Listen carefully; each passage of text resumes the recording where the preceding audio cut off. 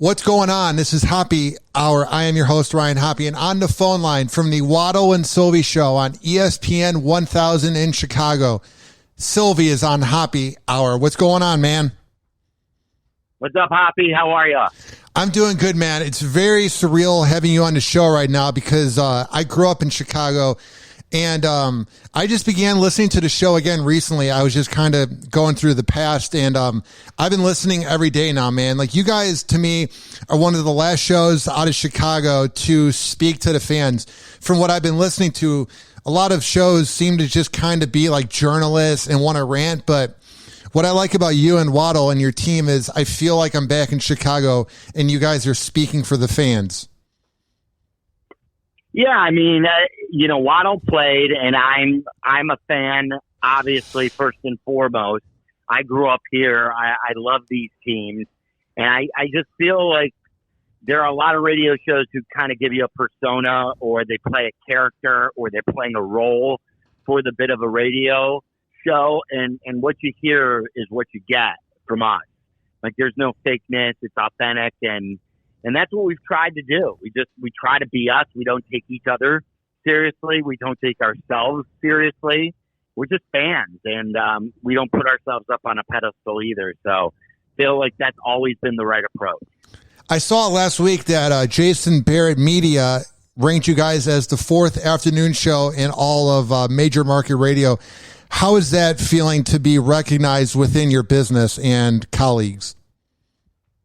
Yeah, you mentioned surreal before. I mean, I always wanted to know about, hey, would I ever get a chance to host a radio show in Chicago, in my hometown? And not only have I gotten to do it, but, we have the longest running sports radio show in the city now at 14 years, maybe one of the longest running sports radio shows ever in the city of Chicago.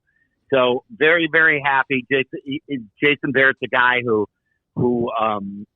he props up our business, and I think there's a lot of great shows in sports radio across the country, and I like that instead of tearing each other down, there's someone who's building all of us up and talking about the good that's out there.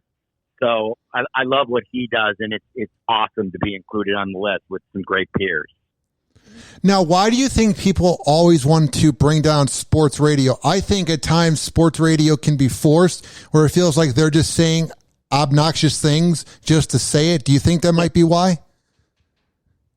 I don't know. I mean, I don't know if it's, and sometimes a lot of people look at sports radio as just a niche and that there's not a lot of, a huge amount of audience. And it's why Waddle and I try and spread our wings a little bit and talk about more than just sports. All the things that people like to talk about. If it's hot, we like to talk about it. If it's something that people are texting about with their friends, we like to talk about it. But yeah, I think I think back in the day there was a lot of name calling in sports radio. It's never been an approach that Waddle and I take. I get pissed. I get mad at our teams, and I'll call guys out, but I always try to do it respectfully. And when these guys come on our show, if I say something about these guys, I'll always say it to their quote face, because I know we're on the radio. But I'm never one of these guys either who says something and then when they come on, kiss their butt. I want to tell them exactly, hey, this is what I've said about you. What do you, and then try and form a question around it. So we try and be respectful all the way around and responsible and just have some fun. Like I said, we don't take each other too seriously. So about 8 years ago now, I went to your live broadcast at Home Bar in Arlington Heights, Illinois, when you guys interviewed Jay Cutler, and it was very surreal seeing him up close. I just thought he was a fascinating guy to observe, even at the age of 19. Are you able to look back and sort of have an opinion on how you think your shows went when you interviewed Jay Cutler? Because I feel like you guys got more out of him than most people have ever been able to. Yeah, I think it's always going to be looked back on fondly as one of those shows that it was just the perfect time with the perfect guy. And other quarterbacks in the NFL have had radio shows. Like Tom Brady still does a weekly interview. You're in Tampa, right? Yes. Aren't you in Tampa now, Ryan? Yeah.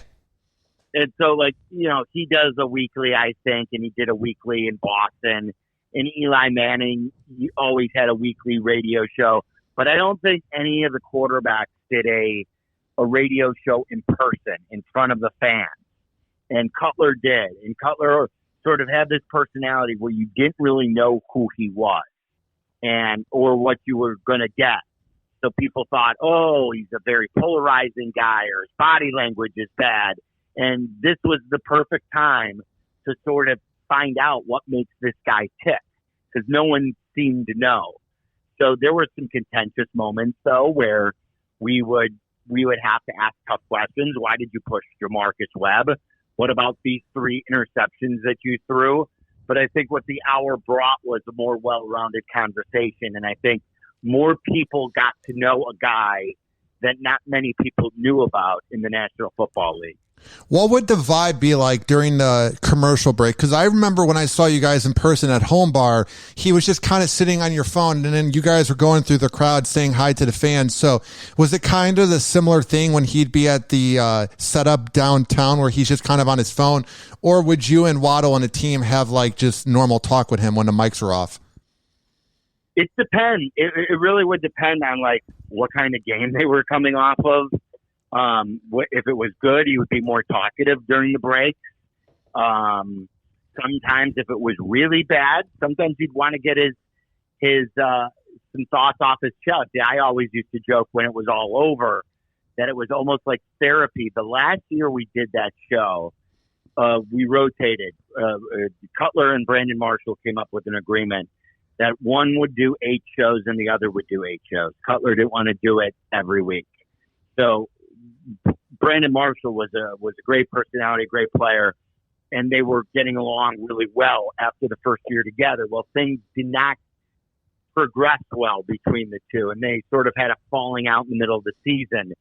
So we would talk to Cuddy in some of the breaks, and he would like sort of moan about Brandon, and then we would have Brandon the following week, and during the break, he would moan about Cuddy. And, then we would know that, off the air that these two guys weren't seeing eye to eye. And then it would be funny. We would mention on some shows without quoting them because all that stuff was off the record. But we would say, yeah, we don't think that Marshall and Cutler are getting along that well. And people would say, oh, you guys are just trying to cause drama. And it was like, yeah, it wasn't because we were trying to cause drama. It's because we knew we were getting the firsthand account of what the soap opera was really like. So, to answer your question, some of the conversations would be all 5 minutes of the break, and sometimes he'd just want to be on the show, on his phone, I should say. So, looking back on it, because for me, I think he was a bit of a disappointment in Chicago, but I also think it was the most exciting football I've seen in my 27 years alive, besides the Bears going to the Super Bowl 15 years ago. Because I've watched maybe 7 games in 5 years since moving from Tampa, and I just have a hard time watching Mitchell, but that's a side note. So for you, looking back on Jay's legacy when he was playing for the Bears, how would you break it down?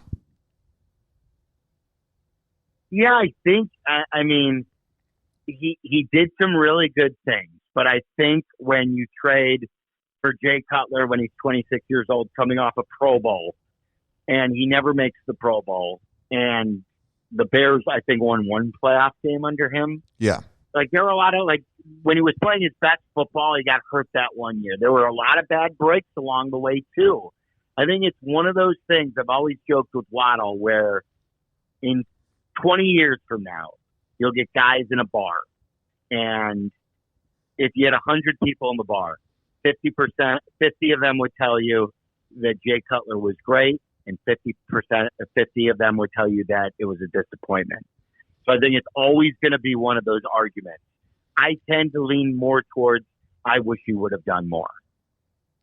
It just feels very empty because I remember I was listening to you guys on the way home. I was a freshman, and it was the day in 2009 when we traded Kyle Orton for Jay Cutler. And I just remember I was so excited, dude. It felt like I didn't really know who he was at that time, like, because I wasn't really watching Denver Broncos games, but I was just so excited. And I remember being a teenager, dude, I thought he was going to take over. I remember kids in my class would debate, and this is weird to look back on, who was a better quarterback, him or Aaron Rodgers. I mean, people were talking about him all the time, dude. Like, he was a very polarizing dude. Well, I'll never forget when we first got him, like, the big question was, who's got the top quarterback in the division now? Was it going to be the Bears with Cutler? Was it going to be the Packers with Rodgers? Remember, this 2009 when he's first taking over. Was it going to be Stafford with the Lions?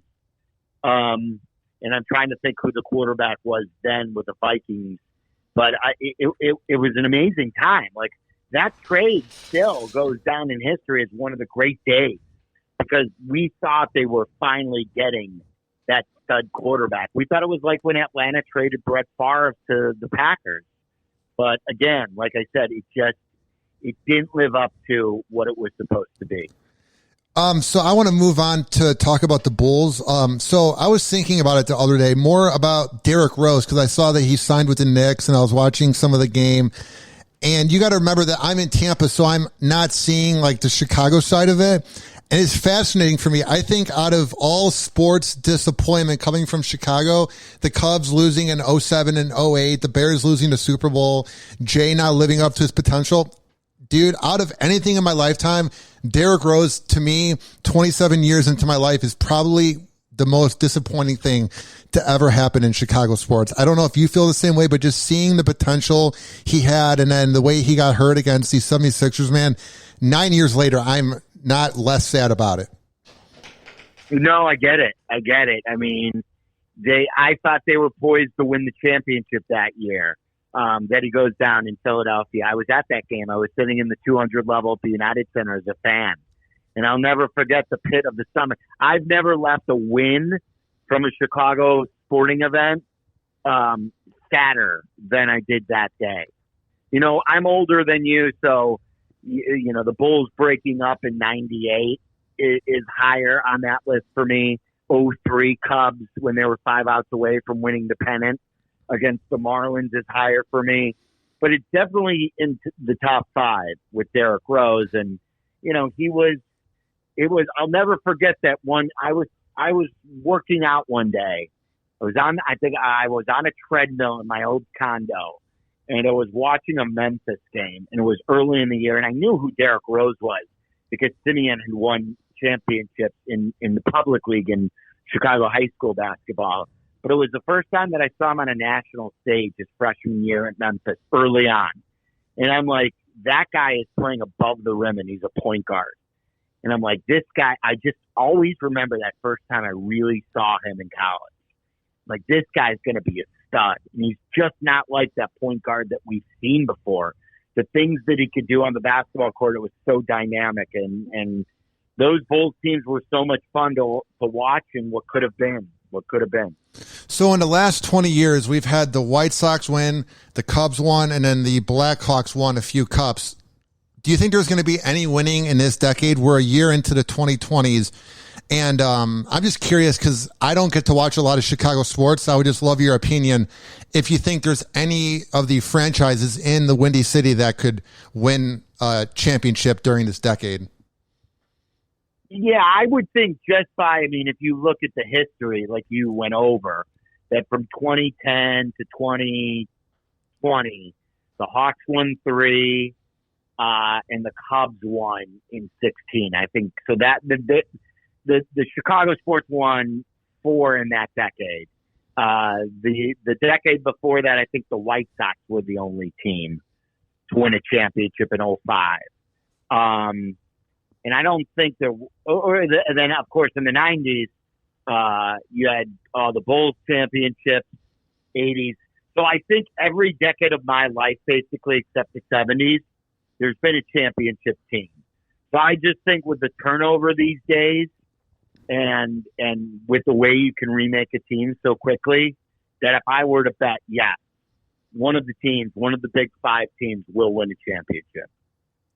That makes me feel good because from an outsider's looking in, I feel like Chicago, and I might just be completely wrong about it, but I feel like it's beginning to kind of get negative coverage nationwide. Now, I know if you live within Chicago, you don't care, but my ex-girlfriend's grandpa, I'll never forget, dude. We're sitting at dinner during Thanksgiving, and he was just ripping into Chicago, and he was just like, oh man, I bet you've seen so many murders. Who cares about your sport teams? Like, do you ever feel like over the past maybe 10 years that the way people view Chicago from the outside looking in is not fair?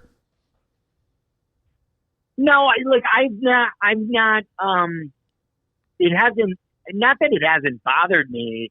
It's just because I know. I mean, I lived in the city for 20 years, from 19, even maybe longer. I'm trying to think. Yeah, from like 95 to 2014, 20 full years, I lived in the city of Chicago, in many different neighborhoods, from Wicker Park to Ukrainian Village to River North to the South Loop.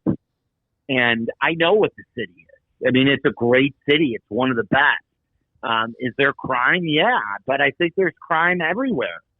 And I think they're trying to get a handle on it. I don't let like a narrative make me think differently of how my city is. You know what I'm saying? Yeah. So I don't spend time on it. It's just something that isn't worth my time, other than trying to do as much as you can for your city. Try and help your city. I think when you're living there and you're a part of it, you should always look to help how you can be better. But what people are saying who haven't been in our town don't truly know. What's fascinating for me too is I've only been back home 4 times, and downtown Tampa is very small. It's like a Cincinnati with palm trees. It's very small. You know what I'm saying? Right. But you don't realize how big Chicago is until you leave it. And I'm assuming you may have noticed this if you've flown somewhere and then returned back. Like, for people that don't know, like, Chicago is massive. Oh yeah. I mean, and it's not just the downtown area. I mean, there are so many different neighborhoods from the north side to the south side, and absolutely. We were talking about New York today. Like, New York dwarfs even Chicago. It's kind of like what you're talking about with Chicago to Tampa. And New York is so big, but there are so many different parts. And the thing that makes Chicago great, what people don't realize who do live in Tampa or live different areas, there are so many neighborhoods that make the city great and that are known for different things. And people who, whether it's the restaurant community, there's no better restaurant city in America, New York, LA, wherever, than Chicago. It's number one. And it's because of what a great melting pot it's been. But yeah, it's big and it's clean. It's got the problems, sure, but I've only lived in really one spot my whole life. My first job was outside the state, but it was only 18 months, so I basically lived in the Chicago area my entire life. So I have a few more minutes with you, so I want to ask you, when it's all said and done, because time has flown and you have put in 14 years doing the Waddle and Silvy show, what do you want your legacy to be when it's all said and done when you retire? How would you want people to explain the Waddle and Silvy show when it's all said and done? Fun. That those dudes had fun. Those guys had fun. That they didn't have egos. They had fun. And, Silvy's hilarious. Whether you liked me or hated me, he's funny. He just wanted what was best for a sports team. Yes, he could have a weird take every now and then, but that's just made him who he was. So other than that, I just want to keep doing this. And I mean, it's living out a dream. You know, it's exactly, if I could have planned what I wanted when I was driving from Bulls games with my grandfather and we were sitting listening to the Bulls post game shows, and I knew what I wanted to do, like when I was a high schooler, it turned out to be like I could not have mapped it out any better so far. So I just want to continue to live out my dream. What has been the biggest moment when you've been on air where you had to like sort of like maybe slap yourself across the face because it didn't seem real? Like, what was a moment where it just really hit that you were on the radio in Chicago? Ooh, boy, that goes way, that probably that goes way beyond my ESPN years. So I started in the mid-'90s on WGN radio as an intern. And my big break came because while I was an intern, they had nobody to cover Bulls and Hawks games. So once I started going to Bulls and Hawks games, I did it for free. And I got to go inside the locker rooms. And when you're seeing these guys who you grew up rooting for, whether it's like Chris Chelios or Jeremy Roenick with the Blackhawks, or it was at the time, Jordan was retired at the time, but Scottie Pippen and some of these other players, you would see that's when it became surreal, where I went from covering high school games in the state of Iowa to covering the Chicago Bulls and the Chicago Blackhawks. So now, Silvy, for people that haven't heard your show, why should they tune in, and how can they check out the Waddle and Silvy show? Yeah, thank you. So the best way is to download the ESPN Chicago app. You know, obviously wherever you live, whether it's Tampa, wherever you may live, anywhere in the country, you can download all the podcasts. You can listen live. It's a really simple app. Where we also have a channel on Twitch now, twitch.tv/ESPN 1000 Chicago. I always tweet out the podcast on my Twitter handle at Waddle and Silvy. So, and like I said, we talk more than just about X's and O's. We talk more than just about games. We try and have as much fun as possible. And, you know, there's so much to worry about these days that we know where we are regarding this when we're going through a pandemic, when we're going through so much, you know, polarizing times politically, that just come and check us out because we want to just have great fun. Well, man, it's been very cool having you on the show. I grew up listening to you guys. I loved watching you guys rant on the final word because me and my dad would be watching the game all day, and then we just needed to see a person rant about what happened with the Bears game, if it was Rex Grossman or Kyle Orton or Jake Culler. So it's been very real having you on the show, and keep up the good work, Silvy. Thanks, Hoppe. Appreciate it.